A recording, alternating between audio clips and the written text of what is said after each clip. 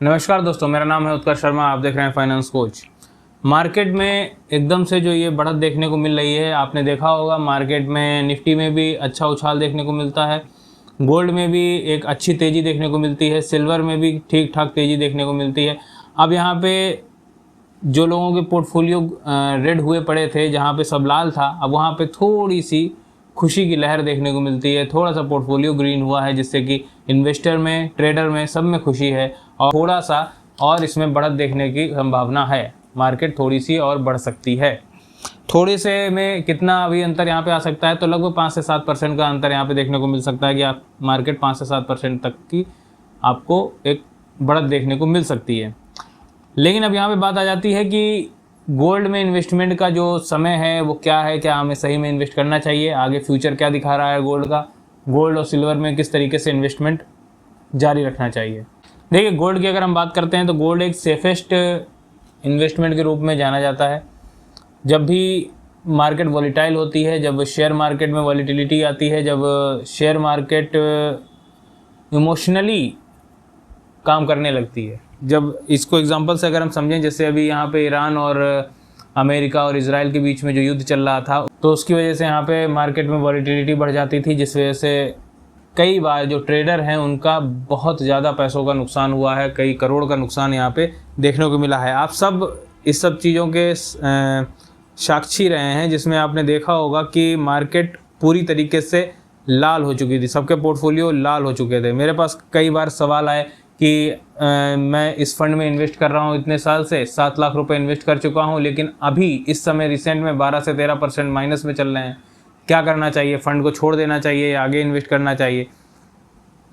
कुछ भी, कोई भी फंड इस समय आपको पॉजिटिव रिटर्न देने वाला दिख ही नहीं रहा था, बहुत ज़्यादा परेशानी थी। लेकिन अभी कुछ दिनों से, 2-3 दिन से यहाँ पे मार्केट में ठीक ठाक देखने को मिला है। अगर हम फ्राइडे की बात करते हैं तो फ्राइडे में मार्केट एक अप पॉइंट पे यहाँ पे बंद हुई है, जिसकी वजह से सबके पोर्टफोलियो ग्रीन हुए हैं और एक थोड़ा सा खुशी भी आई है लोगों में। गोल्ड के इन्वेस्टमेंट की बात करते हैं तो गोल्ड में इन्वेस्टमेंट हमेशा से सेफ इन्वेस्टमेंट में गिना गया है, लेकिन लोग कहते हैं कि अब 1,40,000 1,45,000 के आसपास का गोल्ड है, इसमें इन्वेस्ट करें तो कैसे कर सकते हैं। देखिए, इसमें अगर आपको इन्वेस्ट करना है तो इसके लिए सबसे अच्छा आपके लिए जो उपाय रहता है वो रहता है गोल्ड ETF। गोल्ड ETF आप जानते होंगे, नहीं जानते हैं तो मैं आपको समझा देता हूँ। गोल्ड ETF एक तरीके से डोमेस्टिक मार्केट में जो प्राइस चल रहा है उसी प्राइस पे आप यहाँ पे ETF के जरिए आप यहाँ पे इन्वेस्ट कर सकते हैं। ETF यानी exchange traded fund. Exchange traded fund जिस तरीके से स्टॉक एक्सचेंज पे ट्रेड करते हैं, उसी तरीके से ये जो फंड हैं वो भी यहाँ पे एक्सचेंज पे ट्रेड करते हैं, इसीलिए हम एक्सचेंज ट्रेडेड फंड कहते हैं। तो गोल्ड में इन्वेस्टमेंट अगर आप इसमें करना चाहते हैं तो आप मात्र 100 रुपये से 500 रुपये से स्टार्ट कर सकते हैं अपनी इन्वेस्टमेंट को गोल्ड में, और वीकली, मंथली, जिस तरीके से भी आप करना चाहें उस तरीके से अपनी इन्वेस्टमेंट को स्टार्ट कर सकते हैं। और सिल्वर में भी इस तरीके से आप यहाँ पे सिल्वर ETF में भी चाहें तो इन्वेस्टमेंट कर सकते हैं। तो गोल्ड ETF या फिर सिल्वर ETF में कम पैसे से इन्वेस्टमेंट स्टार्ट करिए, SIP के तौर पे करिए या फिर वीकली तौर पे करिए, जिस तरीके से भी करना चाहें कर सकते हैं। ये एक सेफेस्ट इन्वेस्टमेंट हो जाता है। कुछ चीज़ें यहाँ पे आपको ध्यान रखनी चाहिए इन्वेस्टमेंट करने से पहले। नंबर 1 कि आप उसकी वॉल्यूम देख लीजिए जब आप इन्वेस्टमेंट करने जा रहे हैं ETF में। वॉल्यूम, ट्रैकिंग एरर, उसका प्राइस क्या चल रहा है और वो प्राइस डिफाइन कर रहा है अपनी वैल्यूएशन को, नहीं डिफाइन कर रहा है। डेटा आपके पास मिनिमम 10 साल का होना चाहिए। कुछ चीज़ें अगर आप ये सब देख के चलते हैं तो ETF, और वो भी गोल्ड ETF या सिल्वर ETF से बेस्ट ऑप्शन आपके लिए कुछ नहीं है इस समय, क्योंकि सेफेस्ट ऑप्शन है।